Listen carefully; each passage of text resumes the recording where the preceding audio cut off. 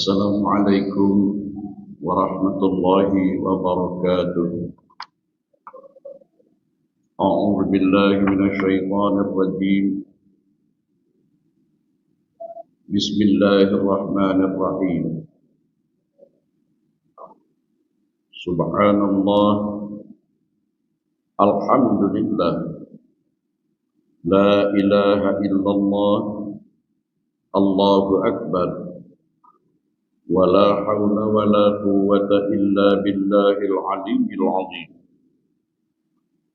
صلى الله على سيدنا محمد صلى الله عليه وسلم وعلى آله وصحابته أجمعين. أما بعد. Saudara-saudari, tuan-puan yang dirahmati Allah, mari sama-sama kita memenuhi seruan Allah untuk sentiasa bersyukur. Bersyukur bukan setakat, bukan hanya sebatas pengakuan lewat ucapan kalimah hamdalah, alhamdulillah saja. Akan tetapi ucapan kalimah syukur alhamdulillah tersebut hendaknya kita implementasikan, kita terjemahkan, kita buktikan dengan penuh kesadaran dalam tindak tanduk perbuatan jasmani dan rohani kita, yaitu dengan menggunakan segala anugerah dan nikmat Allah yang kita terima dan yang kita rasakan dalam diri kita maupun yang berada di luar diri kita. Kita hargai dan kita gunakan dengan sebaik-baiknya yang membawa manfaat dan berkah baik untuk diri sendiri, untuk keluarga, untuk masyarakat, bangsa dan negara. Tuan-puan, bersyukur itu bukan hanya ketika kita mendapat nikmat kegembiraan. Setiap saat kita dituntut untuk bersyukur, terutama kita sadari apa yang ada dalam tubuh jasmani kita ini. Nanti akan diminta pertanggungjawaban, sudahkah syukur engkau tentang mata yang aku berikan sehingga engkau dapat memandang? Sudahkah kau bersyukur telinga pendengaranmu? Sudah kau syukuri lidahmu, ucapan-ucapanmu? Sudahkah kita bersyukur tentang apa saja yang telah kita perbuat, tangan-tangan kita? Tak payah yang semalam-semalam, coba kita sadari dari subuh tadi sampai ke petang ini, tangan kita ini banyak bersyukur atau banyak membangkang. Kemudian hati kita, kalbu kita, pikiran kita, langkah-langkah kaki kita, mari kita sadari apa, kemana hari ini kaki kita melangkah. Apakah kita melangkah untuk menuju perbaikan? Apakah kita melangkah untuk berjuang dalam melanjutkan perjuangan hidup? Apakah kita melangkah ke tempat-tempat yang mendatangkannya murka Allah? Tuan-puan, kalimat syukur ini sering kita dengar. Bahkan kalau kita berucap atau mendengar awal ucapan, mari kita bersyukur kehadirat Allah Subhanahu wa taala. Kemudian ayat yang selalu kita dengar juga, la in syakartum la azidannakum. Kalau kamu bersyukur, aku tambah nikmatku, kata Allah. Nah, yang ini yang menggerunkan. Wa la in kafartum, kalau kamu tidak bersyukur, kamu kufur nikmat-nikmat Allah yang kau terima, kau salah gunakan, bahkan untuk melawan, membangkang, menentang Allah. Inna azabi lasyadid. Sesungguhnya azabku sangatlah pedih. Azab di sini bukan di akhirat nanti. kat dunia ini, na'udzubillah, apabila kita lupa, leka, lalai dari mensyukuri nikmat Allah. Jadi sekali lagi, syukur itu bukan setakat alhamdulillah, bukan setakat alhamdulillahirabbil alamin di ucapan kita, tapi ucapan alhamdulillah tadi nak kita implementasikan, nak kita terjemahkan, nak kita buktikan dalam perilaku kita ketika kita menerima nikmat ataupun ketika kita diuji dengan berbagai-bagai ujian.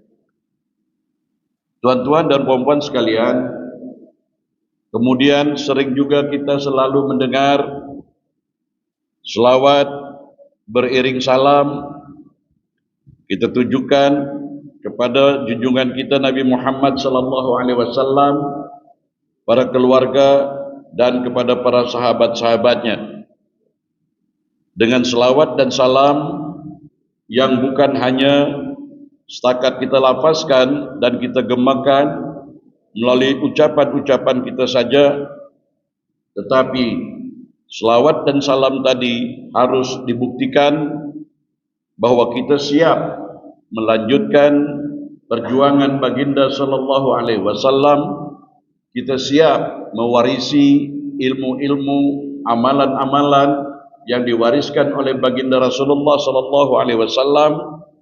Juga kita harus menjaga nama baik Nabi, jangan mengecewakan, jangan menghampakan Nabi dengan perilaku-perilaku kita. Sebab setiap 24 jam, setiap saat, malaikat pencatat amal akan mencatat akhlak perilaku kita. Nah, jangan sampai kita sementara kita mengaku sebagai umat Rasulullah, tapi perangai kita bercanggah dengan apa yang dipesan oleh baginda Rasulullah sallallahu alaihi wasallam. Termasuk tuan-tuan, sering saya sampaikan, ketika kita di jalan raya, ketika kita di pasar, ketika kita di tempat kerja, bahkan kita di dalam tanda seorang diri, jaga akhlak, jaga perilaku kita, karena ada malaikat yang menyaksikan. Jangan sampai Nabi, Masya Allah, lisanmu mengucapkan selawat, tetapi perbuatanmu tak sama dengan ucapan selawat tadi. Jadi saudara-saudaraku sekalian, selawat yang semacam inilah yang insya Allah akan membuahkan syafaat. Jadi tuan-tuan dan puan-puan sekalian, kita buktikan bahwa kita siap melanjutkan perjuangan baginda Nabi sallallahu alaihi wasallam. Kita siap menjaga nama baik baginda Nabi sallallahu alaihi wasallam, tidak mengecewakan dan menghampakan baginda Nabi sallallahu alaihi wasallam, menerima dan menerapkan ajaran-ajaran yang baginda Nabi sallallahu alaihi wasallam wariskan kepada kita, dengan menampilkan akhlak-akhlakul karimah, dengan menampilkan perilaku dan perbuatan yang mulia dan terpuji, mengambil uswatun hasanah, suri tauladan yang ada pada diri baginda Nabi sallallahu alaihi wasallam, dengan harapan semoga selawat dan salam kita kepada baginda Nabi sallallahu alaihi wasallam berbuah syafaat. Syafaat ini bukan di hari kiamat saja, insyaallah membuahkan syafaat hidup kat dunia ini dan berbuah lagi syafaat di hari akhirat kelak, insyaallah. Amin ya arhamar rahimin. Tuan-tuan dan puan-puan sekalian, Masya Allah, betapa syukurnya kita sudah berada di bulan Sya'ban, dan setiap bulan Sya'ban ada satu hari yang disebut dengan nisfu Sya'ban. Pada malam nisfu Sya'ban, sengaja saya sampaikan ini agar nanti waktu datang masanya di malam nisfu Sya'ban, kita sudah mengimbas kembali, kita sudah menyadari kembali amalan-amalan yang sudah tradisi kita lakukan sepanjang hidup, yaitu agar kita mendapat ampunan maghfirah Allah Subhanahu wa taala. Malam nisfu Sya'ban adalah malam di pertengahan bulan Sya'ban, atau pada tarikh 15 Sya'ban dalam kalender Hijriyah. InsyaAllah kalau kita tak ada arah melintang, jatuhnya nisfu Sya'ban ada yang hari Isnin malam Selasa 2 Februari 2026 1447 Hijriah. Malam nisfu Sya'ban disebut juga dengan Lailatul Maghfirah, yaitu malam pengampunan. Di bulan ini, di bulan Sya'ban, Allah Subhanahu wa taala membuka pintu rahmat dan ampunan yang seluas-luasnya. Oleh karenanya, umat Islam dianjurkan untuk memperbanyak amalan-amalan ibadah tertentu untuk takarrub ilallah, untuk mendekatkan diri kepada Allah Subhanahu wa taala. Berikut ini amalan-amalan nisfu Sya'ban ataupun sepanjang bulan Sya'ban, lebih-lebih lagi di malam nisfu Sya'ban, adalah memperbanyak doa. Tuan puan, mungkin dalam hati kita asyik doa saja. Padahal inti daripada ibadah, mukhul ibadah, ad-doa mukhul ibadah. Kemudian doa itu adalah senjatanya orang beriman. Bahkan solat sembahyang ini sendiri adalah doa. Itu ayat Quran. As-salatu ad-doa. Solat itu adalah berdoa. Kemudian zikir, itu ayat Quran juga. As-salata li zikri. Solat itu untuk mengingatku, kata Allah Subhanahu wa taala. Kita umat Islam sangat digalakkan, dianjurkan banyak-banyak berdoa. Lebih-lebih lagi di malam nisfu Sya'ban. Dalam sebuah hadis dijelaskan bahwa doa di malam nisfu Sya'ban adalah doa yang tidak ditolak oleh Allah Subhanahu wa taala. Ada lima malam yang tidak akan ditolak Allah Subhanahu wa taala doa-doa yang kita pohonkan, yaitu malam bulan Rajab, malam nisfu Sya'ban, malam Jumat, malam Idul Fitri, dan malam Idul Adha. Saya ulangi, malam bulan Rajab, malam nisfu Sya'ban, malam Jumat, kemudian malam Idul Fitri, dan malam Idul Adha.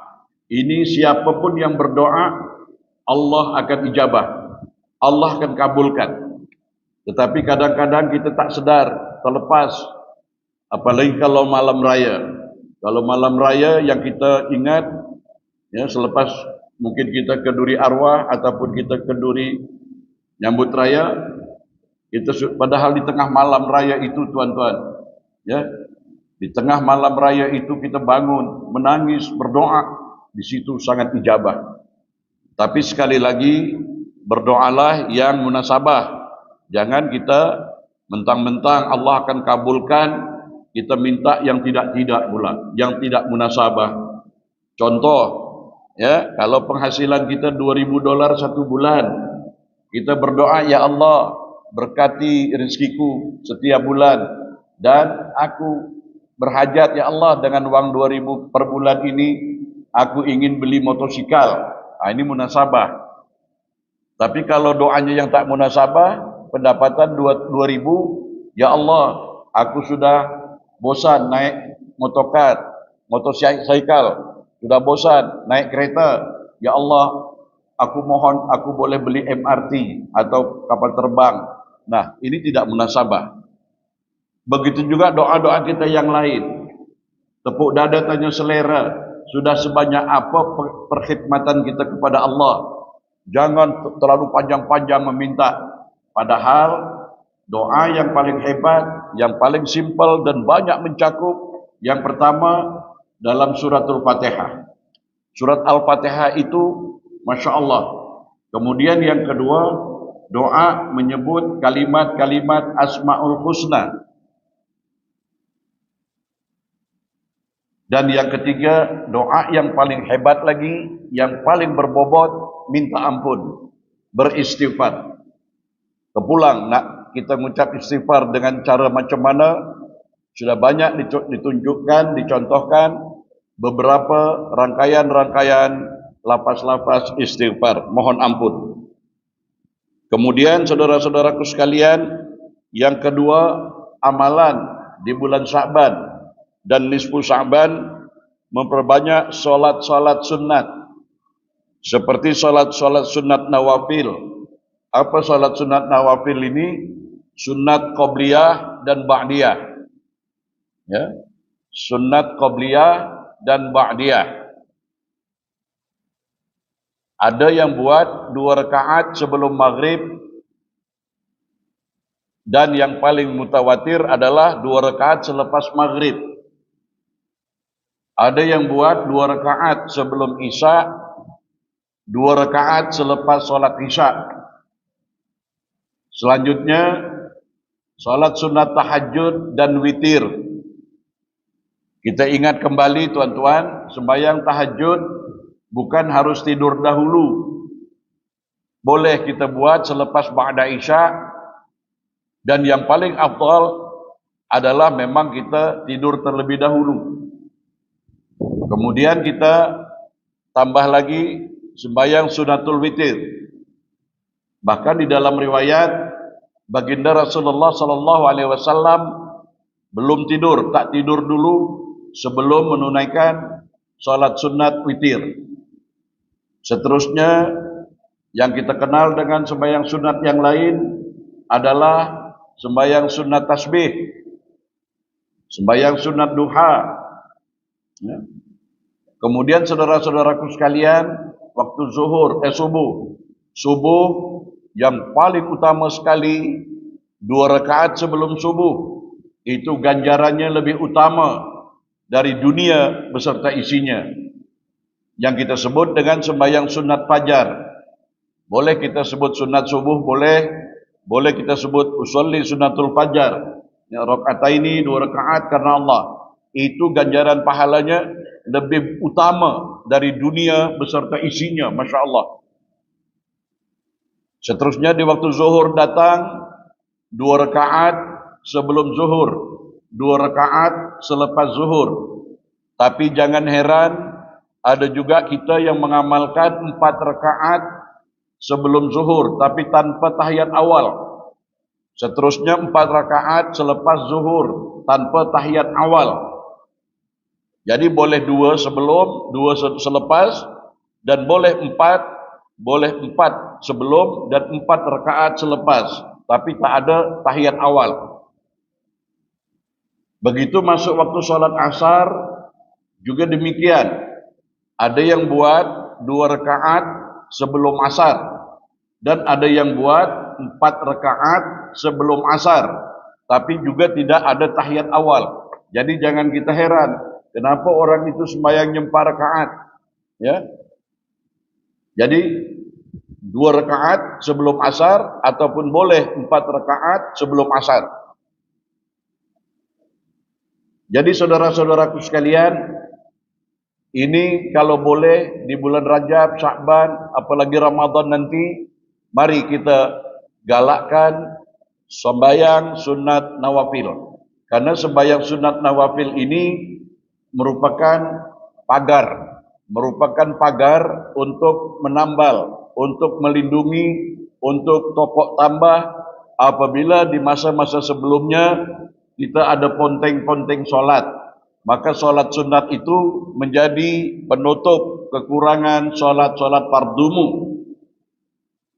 Tapi saya minta maaf tuan-tuan, ada setengah pendapat konon tak boleh sembahyang sunat sebelum dia habis qada sembahyang.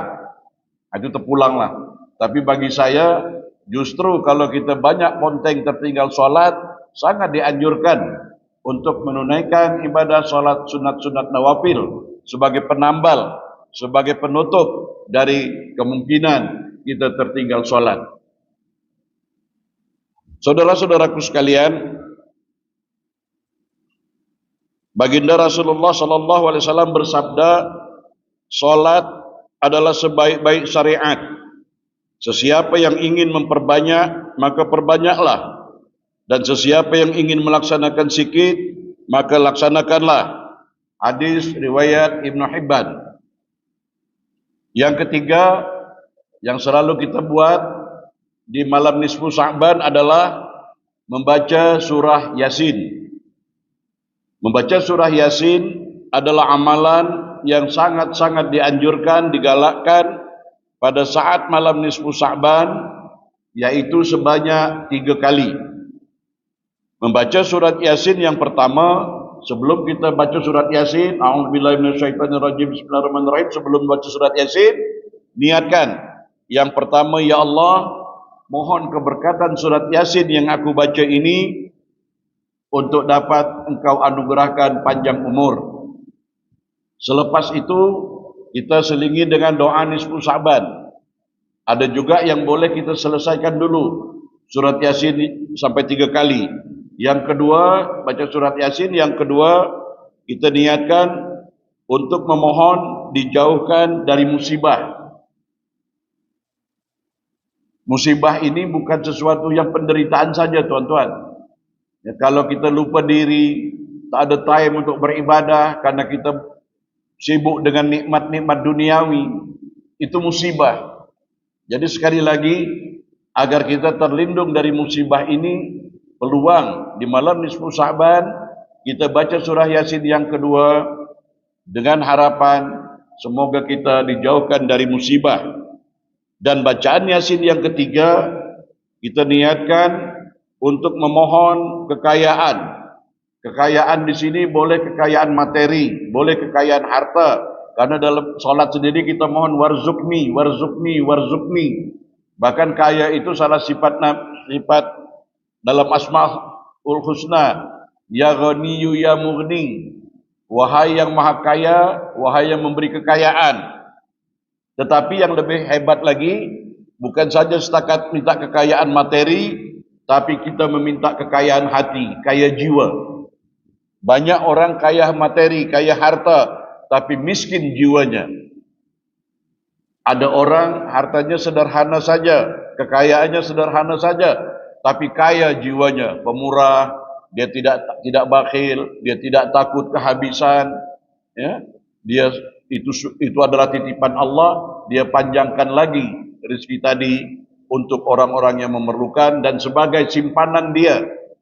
Sebab tuan-tuan dan puan sekalian, soal sedekah ini saya minta maaf ya, bukan saya nak ambil peluang, tidak. Ketika baginda Rasulullah sallallahu alaihi wasallam pertama kali berkhutbah di Masjid Quba sewaktu peristiwa hijrah dari Mekah ke Madinah, apa isi khutbah baginda sallallahu alaihi wasallam? Ya ayuhan nas, wahai sekalian manusia, ittaqun nar walau bisikit tamrah. Selamatkan wajahmu dari api neraka walaupun kamu hanya setakat mampu bersedekah dengan sebutir biji kurma. Perhatikan, bukan pula nanti kolek-kolek cari biji kurma bersedekah, bukan. Ini bahasa inayah.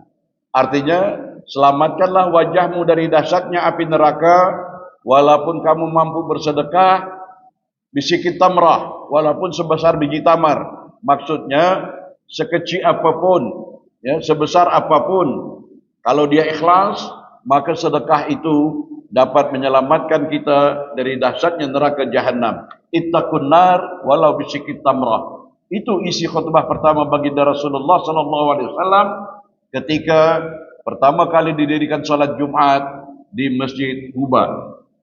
Saudara-saudaraku sekalian, menurut ijtihad para sebagian ulama, pembacaan surat Yasin dilaksanakan selepas selesai menunaikan ibadah salat fardu maghrib. Amalan yang keempat, membaca doa nisfu Sya'ban. Di malam nisfu Sya'ban sangat dianjurkan melafazkan doa nisfu Sya'ban sebagai berikut. Tuan puan, kalau kita sadar, kalau kita semak benar-benar, kalau kita hayati betul-betul makna dari doa nisfu Sya'ban ini, rugi rasanya kita kalau kita tidak serius kalau kita tidak menyadarinya. Di sini saya akan uraikan secara ringkas tuan-tuan tentang doa malam nisfu Sya'ban. Ini sudah selalu kita buat sepanjang tahun, sepanjang seiring usia kita. Tapi mari kita sedari, jangan sampai kita bercakap, tapi kita tidak paham ataupun kita tidak menyadarinya. Isi doa nisfu Sya'ban lebih kurang sebagai berikut. Bismillahirrahmanirrahim. Allahumma ya dzal manni wa la yumannu 'alaika ya dzal jalali wal ikram. Ya dzal tawli wal in'am.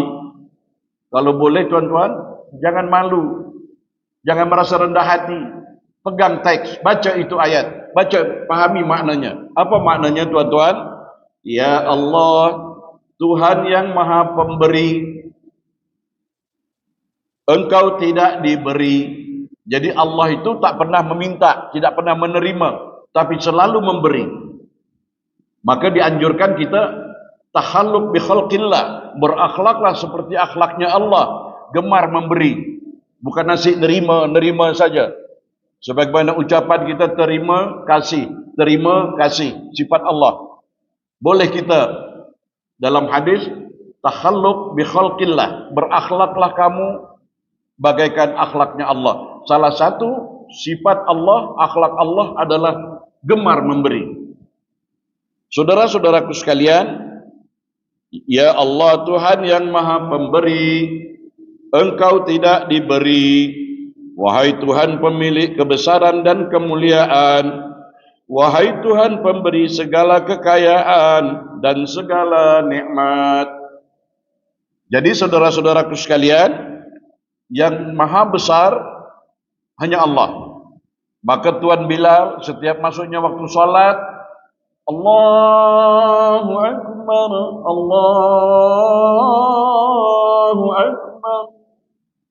Ini secara tak langsung menyadarkan sesiapa yang bongkak, siapa yang merasa besar, begitu masuk time solat dinafikan Allah Maha Besar, Allah Maha Besar.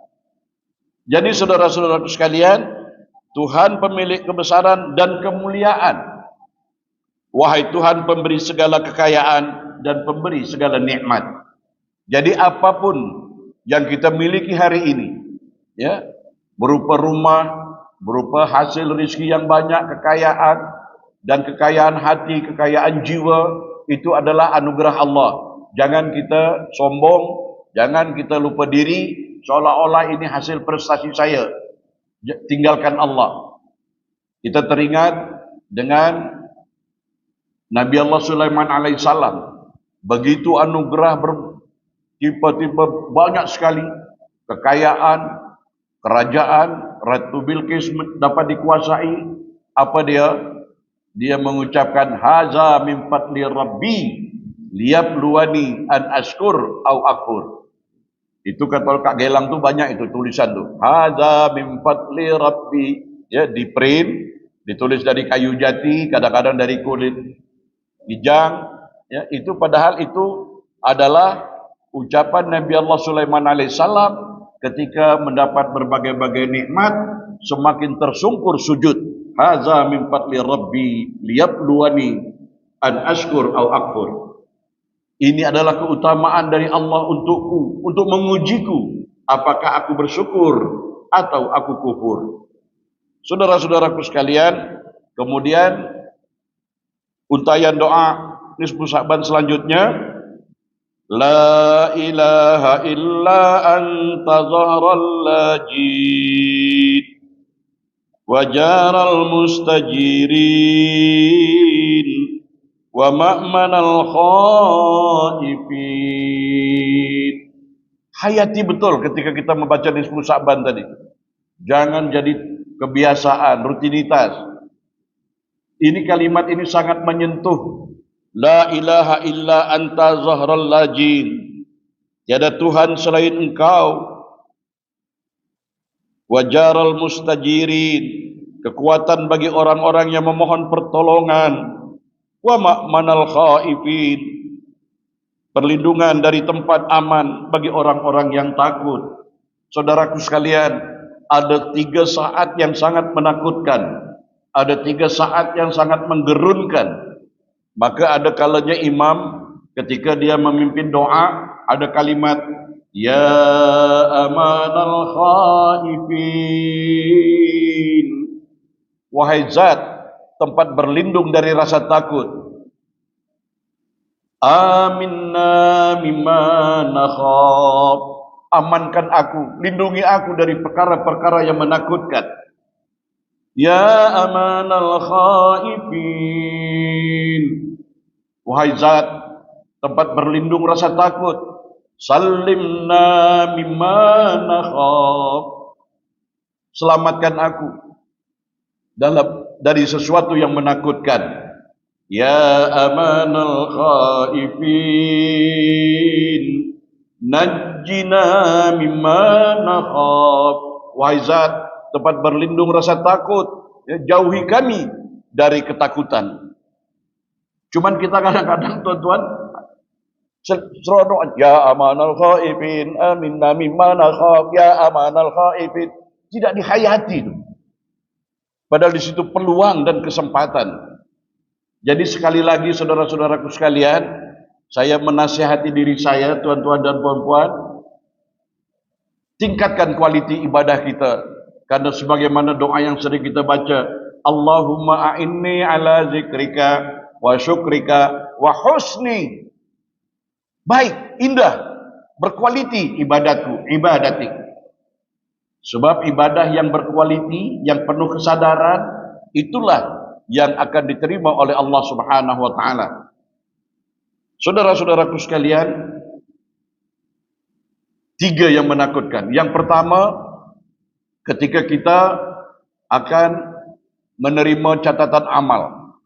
Ibarat kalau kita sekolah, kita nak menerima keputusan pas atau fail. Di situ kita menggerunkan. Di saat itu kita minta perlindungan Allah. Apakah aku akan menerima catatan amalku dari tangan kanan, atau aku akan menerima catatan amalku dari tangan kiri?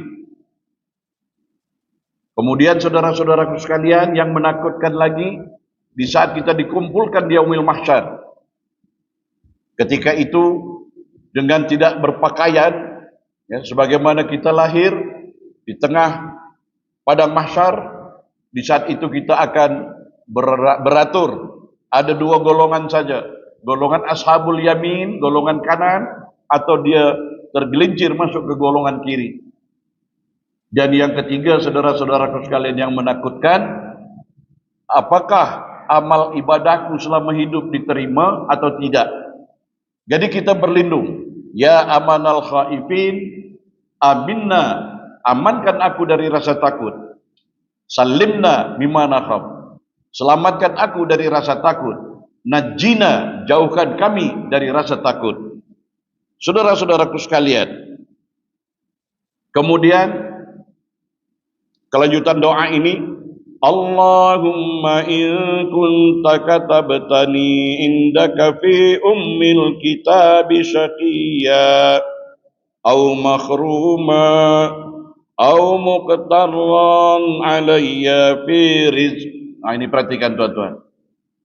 Kesempatan ketika itu, malam nisfu Sya'ban, ya, untuk kita mengadu kepada Allah. Apa maknanya? Maksudnya, ya Allah, Tuhanku, jika engkau mencatatku di sisimu pada lauhul mahfuz sebagai orang yang celaka, maaf ya, ini bahasa terjemahan, bukan saya buat-buat ya, sebab kita di sini kalau nyebut celaka, bodoh, macam marah betul. Ini saya menurut terjemahannya ya. Ya Allah Tuhanku, jika engkau mencatatku di sisimu pada lauhul mahfuz sebagai orang yang celaka, kurang bernasib baik, atau orang yang sempit rizki, itu sudah tercatat di lauh mahfuz, tuan-tuan. Maka pada malam nisfu Sya'ban, kita mohon dengan kelanjutan untaian doa ini, famhullahumma fi ummil kitabi bisaqawati famhu Allahumma fi ummal kitab saqawati wa hirmani waqtitar rizqi waktubni indaka sa'idan marzuqa muwaffaqan lil khairat. Apa maksudnya? Kita mohon, ya Allah, hapuskanlah di Lauhil Mahfuz catatan-catatan yang tak baik tadi, ya, kecelakaan, kurang bernasib baik, dan kesempitan rezekiku, hapuskan ya Allah. Kemudian, fa innaka qulta wa qaulukal haqqu fi kitabikal munzal 'alal lisani nabiyyikal mursal yamhu Allahu ma yasha' wa yusbitu 'indahu ummul kitab. Dan sesungguhnya engkau ya Allah telah berfirman dan firman-Mu adalah benar dalam kitab-Mu yang diturunkan melalui lisan ucapan Rasul utusan-Mu. Engkau hapuskan dan engkau menetapkan apa yang engkau kehendaki, dan di sisi-Mu lah Lauhul Mahfuz. Kemudian kita tutup dengan selawat. Wa sallallahu ala sayyidina Muhammad wa ala alihi wa sahbihi wa sallam walhamdulillahi rabbil alamin. Selawat dan salam sentiasa dilimpahkan kepada junjungan kami Nabi Muhammad, keluarga dan para sahabatnya, dan segala puji dan sanjungan bagi Allah Tuhan semesta alam. Jadi saudara-saudaraku sekalian, ini sangat digalakkan. Setiap tahun datang bulan Sya'ban di malam nisfu Sya'ban. Jadi jangan sampai kita ikut ramai-ramai, tapi kita tidak hayati, tidak kita sadari. Sebab itu malam penentuan. Jadi maaf, catatan-catatan buruk yang sudah ada di Lauh Mahfuz, minta kita mohon kepada Allah agar terhapus. Yang buruk-buruk tadi berubah menjadi kebaikan. Terutama rezeki. Sekali lagi, rezeki di sini bukan harta kekayaan saja, bukan uang ringgit saja. Rezeki sehat, rezeki ilmu, rezeki ketenangan batin, happy, bahagia, itu rezeki. Jadi saudara-saudaraku sekalian, yang kelima berzikir. Nah, soal zikir ini insya Allah ya, saya tidak janji kalau selesai saya lagi cetak, doakan Zularas akan saya bagikan free nanti Sabtu hadapan. Itu boleh kita baca di malam-malam bila-bila masa, lebih-lebih lagi di bulan Ramadan sebagai tambahan zikir-zikir kita. Sebab barang siapa yang berzikir kepadaku, kata Allah, aku zikir kepadanya. Siapa yang mengingatku, aku ingat kepadanya. Siapa yang bersyukur kepadaku, aku bersyukur kepadanya. Jadi saudara-saudaraku sekalian, dalam doa Khanzul Aras itu nanti dia tidak mengatur Tuhan, minta ini, minta itu, minta ini, minta itu, tidak. Tetapi kita menyebut sifat-sifat Allah yang terdapat dalam Asmaul Husna, serta kita berjanji membersihkan tauhid kita, la ilaha illallah, subhanal malikil quddus, misalnya macam itu. Nah, kalau kita baca itu lebih kurang 30 menit, 40 menit lah. Jadi mudah-mudahan sebagai cendera hati dari saya nanti, ya, bahwa kita akan 3 kali sesi rehat Ramadan. Jadi banyak-banyak berzikir, setakat apa yang kita boleh dengan kalimat-kalimat thayyibah, ya. Selanjutnya saudara-saudaraku sekalian, ini sudah populer, ya. Amalan yang keenam selama bulan Rajab Sya'ban sebelum Ramadan, banyak berpuasa sunat. Ya, sebab berpuasa ini, ya, mendidik jiwa kita, menuntun kita untuk mencapai derajat takwa. Untuk mencapai derajat takwa, la'allakum tattaqun. Cuman minta maaf, saya ingatkan, marilah kita setakat step by step, pelan-pelan, coba rubahlah budaya kita berpuasa. Jangan hanya menukar time makan, ya. Sebetulnya kita tak makan, tak minum di siang hari tadi, Ibarat kalau engine kereta kita overhaul, bersihkan dulu. Jangan kita sudah bersih, kita kotori lagi dengan bermacam-macam makanan. Bahkan kadang-kadang melonjak perbelanjaan makan minum di bulan-bulan lain. Mengapa di bulan Ramadan itu kadang-kadang, kalau kita mau jujur tuan-tuan, saya sendiri pernah mengalami, lepas sahur tadi berangan-angan pergi pasar, macam-macam dibeli untuk buka. Nah, selepas buka, ya, kadang-kadang tak termakan-makan. Jadi sebenarnya dari sudut kesehatan itu untuk membersihkan racun-racun toksit-toksit kita yang berpunca dari makan minum selama 11 bulan. Kemudian ini saya minta maaf ya, saya nak cakap gini, memanglah banyak bersedekah. Itu ganda di bulan Rajab, bulan Sya'ban, bulan Ramadan itu berganda-ganda. Itu bukan luak, bukan hilang, tetapi itu menjadi perbendaraan simpanan kita di alam akhirat kelak. Itu tadi yang kata saya tadi, walaupun kamu hanya mampu setakat bersedekah dengan sebutir biji kurma. Saudara-saudaraku sekalian, inilah yang dapat saya sampaikan.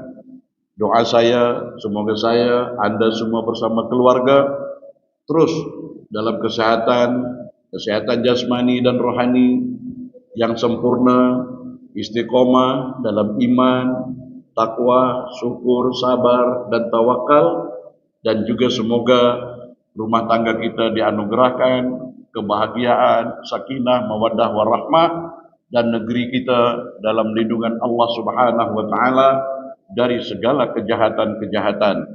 Kita bersyukur semoga Islam, salam, kedamaian, kemakmuran berkekalan sepanjang zaman sampai ke anak cucu cicit kita, insyaallah, amin ya rabbal alamin. Aqulu qauli hadza fastaghfirullahal azim li wa lakum wa lisairil muslimina wal muslimat wal mu'minina wal mu'minat fastaghfiruh wa ya fawzal mustaghfirin wa ya najatat taibin.